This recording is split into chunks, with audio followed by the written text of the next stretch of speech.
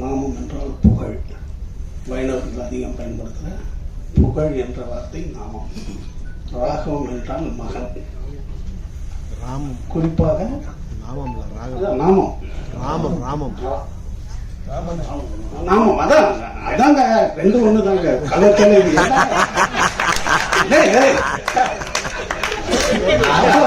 எங்க ஊர்ல நாமம் சொல்லுவோம், ராமம் சொல்லுவது என்ன, அதுக்கு அர்த்தம் அதான், புகழ் அல்லது பேர். ராகவம்னா மகன். குறிப்பா ராகவனுடைய மகனை ராகவம் அப்படின்னு சொல்லுவாங்க. இது ஒரு இது. இன்னும் சொல்ல போனா, இன்னும் உள்ள போனோம்னா, நீங்க தேவர்கள் எல்லாம் நாமம் இவங்களை கும்பிடுவாங்க. தேவர்கள் எல்லாம் நாமம் போட்ட கடவுள்களை கும்பிடுவாங்க. அசுரர்கள் எல்லாம் பட்டம் போட்ட கடவுளை கும்பிடுவாங்க. இதெல்லாம் அதுக்குள்ள இருக்கிற விஷயங்கள் நம்ம போவோம். சரி, என்னன்னா இந்த அப்பா மகன் உறவு இருக்கு இல்லையா, நீங்க தாயா யார் வேணாலும் வாழ்ந்துடலாம். ஏன்னா நான் தாயின் வயது தான் என்னுடைய முதல் 10 மாதம். அதனால என்கிட்ட தாய்மை இருக்கும். என் முதல் வீடு எங்க அம்மாவுடைய கருவறை தான். அதனால எல்லா மனிதனுக்கும் தாய்மை இயற்கையிலே இருக்கும். அவனுக்கு 12-13 வயசு வரைக்கும் அவனுக்கு பெண் குரல் தான் இருக்கு. அதனால அவன் பெண்மையா தான் இருக்கிறான். அதனால ஒரு மனிதன் தாயை விரும்புவதோ தாயாக வாழ்வதோ என்றது இயற்கையிலே அவனுக்கு இருக்கு. ஆனா ஒரு தந்தையாக மாறுறது இருக்கு இல்லைங்களா, அது மாபெரும் தவம். அவ்வளவு சீக்கிரம் நீங்க அந்த கருணையான இடத்தை நீங்க அடையிறதுங்கிறது மிகப்பெரிய ஒரு தவம். அது குறிப்பாக உங்க முகம் 40 வயசு பிறகு உங்க தந்தை முகமா மாறும். இப்ப நான் என்னுடைய அம்மா முகம் உள்ளவன். சின்ன வயசுல என்னுடைய சின்ன வயசுல எங்க போனாலும் அமிர்தவள்ளி பையனான்னு தான் கேட்பாங்க. ஏன்னா என் முகம் எங்க அம்மா முகமா தான் இருந்தது. அந்த 40 வயது போக போக என்ன வடிவேல் பையனான்னு கேட்க ஆரம்பிச்சிட்டாங்க. அப்ப அந்த 40 வயது பிறகு தந்தை முகம் மாறும் பாருங்க உங்களுக்கு. அது மாபெரும் ஒரு சொல்ல முடியாத ஒரு இது. அப்ப நீங்க சோஷியல் சொல்ற மாதிரி ஒரு மனிதனுக்கு பெண்மை கலக்கும் போது அவன் தந்தையா மாற முடியும். அது வரைக்கும் தந்தையா தான் இருப்பான். அவனுக்கு பெண்மை கலக்கம், அன்பு சேரும் போது அவன் தந்தையா மாறுவான், முழு தந்தையா மாறுவான். தந்தையினுடைய மிகச்சிறந்த விஷயம் என்னன்னா, எல்லா தந்தையும் தன் மகனிடம் தோக்கணும்னு நினைப்பான். இந்த உலகத்தில் வேற எந்த கேரக்டராலும் அது முடியாது. எல்லா தந்தையும் தன் மகனிடம் தோக்கிறதுக்கு ஆசைப்படுவான். வேற யாருமே அதுக்கு ஆசைப்பட மாட்டாங்க. அதுதான் தந்தையினுடைய கேரக்டர். அதாவது தசரதன் சிறந்த மகனை பெற்ற தசரதனும் காட்டுக்கு போகும்போது அவ்வளவு வேதனைப்படுறான். தப்பான பசங்களை பெற்ற தருதராசனும் அவ்வளவு கஷ்டப்படுறான். என்ன, சஞ்சீவன் கிட்ட எப்படி போர் நடக்குதுன்னு கேட்டு தெரிஞ்சுக்கிட்டே இருக்கான். அப்ப வாழ்நாள் பூரா தந்தைகள், நல்ல பிள்ளையை பெற்றவனும் சரி, சுமாரான பிள்ளையை பெற்றவனும் சரி, தந்தைகள் கஷ்டப்பட்டுக்கிட்டே இருக்காங்க, தன் பிள்ளை ஜெயிச்சிட மாட்டானா அப்படின்ட்டு. ஆனா சில தந்தைகள் என்ன பண்ணிடுவாங்கன்னா, மாபெரும் வெற்றி அடைந்து மகன்களுக்கு தொல்லை கொடுத்துருவாங்க. தன் மகன் அவன் அளவுக்கு ஜெயிக்க முடியாது. பெரிய வெற்றி அடைந்த தந்தையினுடைய மகனுடைய சோகம் என்னன்னா, அவன் தந்தையை ஜெயிக்கவே முடியாத ஒரு காலகட்டமும் இருக்கு. ஆனா ஜெயிக்கலாம், நல்ல பேர் எடுத்து ஜெயிக்கலாம். எப்படி ஒரு தந்தைக்கு இப்படி ஒரு மகன் அந்த பேரை கெடுக்காம சிறந்த வார்த்தைகள், சிறந்த பண்பு, சிறந்த சமுதாய துண்டு இப்படி செஞ்சு மிகச்சிறந்த பேர் எடுக்கலாம். அவன் வாழ்க்கையில் வெற்றி அடைஞ்சது அப்பா பண்ணிட்டாரு. இவன் பேர் எடுத்து கொடுத்துடலாம், பேர் எடுக்கும் பிள்ளையா இருக்கலாம். அப்படியாக இந்த அப்பா பையனுடைய கதை மிகச்சிறந்த படமா நிச்சயமாக இருக்கும்னு நான் நம்புறேன். குறிப்பா காந்தி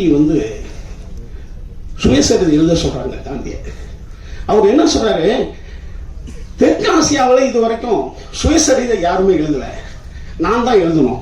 ஆனா இந்த சுயசரிதை என்பது என்ன அப்படின்னு காந்தி முன்னோர்கள் எழுதுறாரு. தன் புகழை பாடுவது. ஒரு சுயசரிதையில என்ன இருக்கும்னா, நான் அதை பண்ணேன், இதை கிழிச்சேன், அதை பண்ணேன், இதை பண்ணேன்றதுதான் சுயசரிதை. அது எனக்கு கூச்சமா இருக்குன்னு காந்தி சொல்லிட்டு பின்னால் என்னன்னு சொல்றாருன்னா, என்னுடைய சத்தியங்களை, உண்மைகளை நான் எழுதுறேன்னு தான் இந்த புத்தகத்தை ஆரம்பிக்கிறேன். அதுல ஒரு அற்புதமான காட்சி இருக்குங்க. இது வரைக்கும் நீங்க சத்திய சோதனையை ரொம்ப சீரியஸான புக்குன்னு நினைப்பீங்க. அது ரொம்ப காமெடி புக்கு, ரொம்ப ஹியூமரா தான் காந்தி எழுதியிருப்பார். நகைச்சுவையினுடைய உச்சமா அதுல ரொம்ப மனசை வருடும் ஒரு காட்சி இருக்கு, தந்தை மகன் காட்சி. காந்திக்கு 14 வயசு இருக்கும். அவர் நிறைய சின்ன சின்ன தவறுகள் பண்ண ஆரம்பிப்பாரு. பீடி அவருக்கு தெரியும், அவங்க அப்பாவுக்கு தெரியாம குடிப்பாரு. புலால், அதாவது அவங்க வைஷ்ணவராக இருக்கிறதால அவங்க நான்வெஜ் சாப்பிடாரு, தெரியாம நான்வெஜ் சாப்பிடுவாரு. அப்புறம் திருடுவாரு. இந்த மாதிரி நிறைய விஷயம் பண்ணிட்டு இருப்பாரு. ஆனால் அவங்க அப்பா படுத்த படுக்கையாதான் இருப்பார் அப்பெல்லாம் அந்த 14 வயசுல. அவங்க வீட்டுல ராமாயணம், துளசிதாசனுடைய ராமாயணத்தை ஒருத்தர் வந்து டெய்லி காலையிலும் சாயங்காலம் படிப்பார். இப்ப காந்தி வந்து அவங்க அப்பாவுக்கு கால் அமைக்க விட்டுக்கிட்டே அந்த ராமாயணத்தை கேட்டுக்கிட்டே இருப்பார்.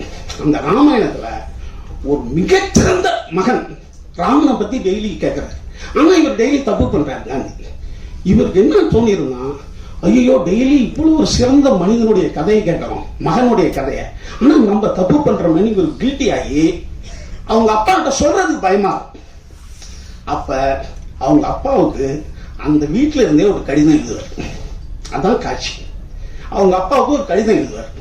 அன்புள்ள அப்பாவுக்கு இந்த மாதிரி நான் டெய்லி ராமாயணம் கேட்கறேன், மிகச்சிறந்த ஒரு மகனுடைய கதையா இருக்கு, ஆனா டெய்லி நான் தப்பு பண்றேன், உங்கள்கிட்ட பொய் சொல்றேன், நான் வந்து புலான் பண்றேன், நான் வந்து திருடுறேன், ஆனா எனக்கு உங்கள்கிட்ட சொல்றதுக்கு பயமா இருக்குன்னு ஒரு கடிதம் எழுதி போஸ்ட் பண்ணுவார்.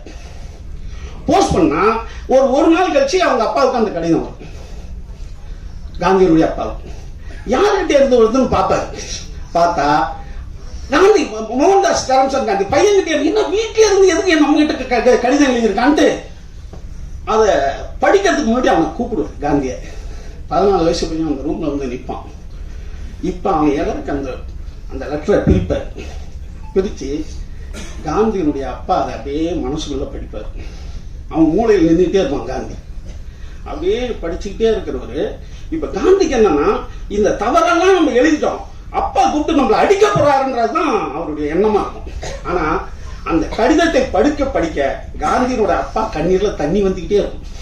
அழுதுகிட்டே படிப்பாரு. அதை அழுதுகிட்டே படிச்சோன்னா காந்திக்கு ஒண்ணுமே புரியாது. இப்ப காந்தி அழ ஆரம்பிச்சுவார்.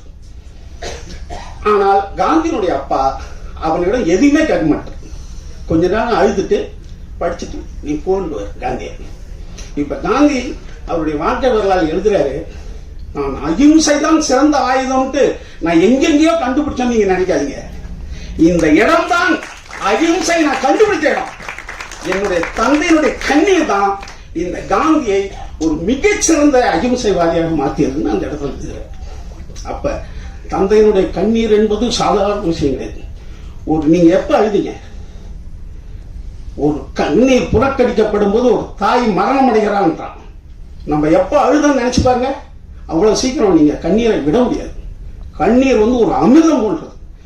ஒரு ஏழைக்காக நீங்க கண்ணீர் விட்டீங்கன்னா நீங்க கடவுளாயிருங்க. அந்த இடத்துல ஒரு இடத்துல ஒரு மனிதன் கஷ்டப்பட்டு நிற்கிறான்னு வச்சுங்களேன், நீங்க போய் தடுக்க வேண்டியதில்லை. இங்க இருந்து சத்தம் கொடுக்கலாம், முடியா அப்படின்னு நீங்க சொன்னீங்கன்னா பாதி கடவுள்.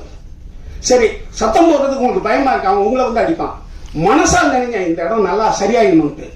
கால் கடவுள் நீங்க போய் இறங்கி தடுத்துட்டீங்கன்னா முழு கடவுள். ஒரு மனிதனுக்கு ஒரு அநியாயம் நடக்கும்போது விட்டுட்டு வந்துடக்கூடாது. ஆனா இருக்கிற சூழ்நிலை நம்ம அப்படி இருப்போம். அது என்ன பண்றது? கால சூழ்நிலை. அப்ப ஒரு தந்தையினுடைய மனது என்பது ஒரு கடவுளுடைய மனது. அந்த கடவுள் மாதிரி நீங்க வாழணும்னா ஒரு முழு தந்தையாகணும். அடுத்து இந்த படம் மாபெரும் வெற்றிடம். புது டைரக்டர் தன்ராஜ் மாபெரும். அவர் நல்லா நடிச்சிருக்காரு. அண்ணன் எங்களுக்கெல்லாம் தம்பி அண்ணன் கூப்பிட்டாலும் அவர் தம்பி ராமையானாலும் எங்களுக்கெல்லாம் அண்ணன் தான். நிறைய பேசுவார் அண்ணன். ஆக மொத்தம் இந்த படத்தில் நடித்த ஒவ்வொருத்தவங்களுக்கும் என்னுடைய அன்பான வாழ்த்துக்கள். இதில் உள்ள டெக்னீஷியன், அவர் புது ப்ரொடியூசரு, துபாயில இருந்து வந்திருக்காரு. அவர் நிறைய படம் பண்ணி நிறைய பேரை அவர் தந்தையா இருக்கணும், நிறைய பேரைய வாழ வைக்கணும். இதுக்கு நீங்க எல்லாம் சேர்ந்து மிகச்சிறந்த ஒரு சப்போர்ட் பண்ணணும். கனியண்ணனை பத்தி நான் பேசவே இல்லைன்னு கோச்சிக்காதீங்க. ஏன்னா ஒரு சிறந்த மனிதனை பத்தி நிறைய பேசக்கூடாது. ஏன்னா உங்களுக்கே ஒரு சிறந்த மனிதன் தெரியும். ஏன்னா இந்த புகழ்த்து பேசுறது இருக்கு இல்லைங்களா, அதுல என்னன்னு கேட்டா நமக்கே தான் நம்மளுக்கு தெரியுமா, நானே ஒரு கடவுள், நான் எதுவும் கடவுளை புகழ்ந்து பேசணுன்ற நிலைமையில கனியன்ற ஒரு மாபெரும் மனிதன்றதை உங்களுக்கு நான் சொல்லி தெரிய வேண்டியதில்லை. ஒவ்வொரு செயல்களிலும், ஒவ்வொரு வார்த்தைகளிலும், ஒவ்வொரு இதுலையும் அவர்களுடைய ஒரு சிறந்த மனிதனை நான் பார்த்தே கிடையாது. அதனாலதான் மீண்டும் மீண்டும் அவரை பெருசா பேசுறதுக்கு எனக்கு மனசு வரல. ஏன்னா உங்க மனசுலயும் அவர் சிறந்தவர்னு தெரியும். நன்றி, வணக்கம்.